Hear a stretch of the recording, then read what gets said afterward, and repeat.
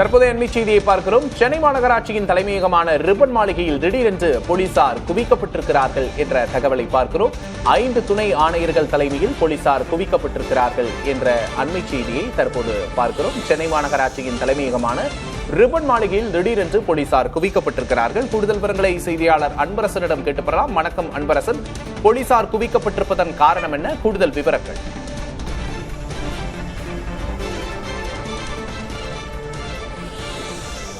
தூய்மை பணியாளர்கள் மீண்டும் தங்களது உரிமைகளை கேட்டு இன்று காலை போராட வருவதாக கிடைத்த தகவலின் அடிப்படையில் தற்போது சென்னை மாநகராட்சி அலுவலகமான ரிப்பன் மாளிகையின் முன்பு 500க்கும் மேற்பட்ட போலீசார் பாதுகாப்பு பணியில் ஈடுபட்டு வருகிறார்கள். குறிப்பாக 5 காவல் துணை ஆணையர்கள் தலைமையில் 500க்கும் மேற்பட்ட போலீசார் தற்போது ரிப்பன் மாளிகையை சுற்றி தீவிர கண்காணிப்பு பணியில் ஈடுபட்டு வருகிறார்கள்.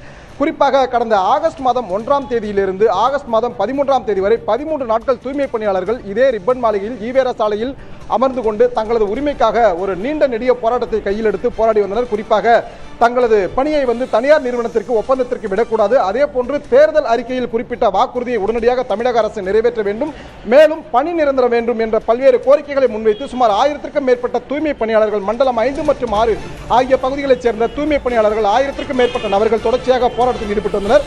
இந்த நிலையில் தான் பல்வேறு கட்ட பேச்சுவார்த்தை அரசு தரப்புடன் மேற்கொண்ட நிலையில் அவர்களது போராட்டமானது தோல்வியை தழுவியது. இந்த நிலையில் அவர்கள் நீண்ட நெடிய போராட்டத்தை கையில் எடுத்தனர். இதனால் உடனடியாக போராட்டத்தை கலைக்க வேண்டும் என கடந்த ஆகஸ்ட் மாதம் 13ஆம் தேதி நள்ளிரவு அவர்கள் அனைவரும் கைது செய்யப்பட்டு அவர்கள் தொடர்பாக இந்த போராட்டம் தொடர்பாக 6 வழக்குகள் பெரியமேடு காவல் நிலையம் மற்றும் வேப்பேரி காவல் நிலையத்தில் வழக்கு பதிவு செய்யப்பட்டது. உடனடியாக அடுத்த நாளே இந்த தூய்மை பணியாளர்கள் போராட்டம் என்பது வெற்றி என தமிழக அரசால் அறிவிக்கப்பட்டு அவர்களுக்கு விருந்து வைக்கும் ஒரு நிகழ்வும் நடத்தப்பட்டது. ஆனால் தூய்மை பணியாளர்கள் பலர் இந்த கோரிக்கையை நாங்கள் கைவிடப் போவதில்லை, எங்களது போராட்டம் தொடரும் என அறிவித்தனர். இந்த நிலையில் தான் இன்று காலை சரியாக 9 மணியிலிருந்து 10 மணி வரை சுமார் 1000க்கும் மேற்பட்ட தூய்மை பணியாளர்கள் இந்த சென்னை மாநகராட்சி அலுவலகத்தை முற்றுகையிட்டு தங்களது கோரிக்கையை முன்வைத்து மேலும் அந்த போராட்டத்தை தொடர உள்ளதாக கிடைத்த ரகசிய தகவலின் அடிப்படையில் 5 துணை ஆணையர்கள் தலைமையில் தற்போது 500க்கும் மேற்பட்ட போலீசார் பாதுகாப்பானது ரிப்பன் மாளிகையில் போடப்பட்டிருக்கிறது.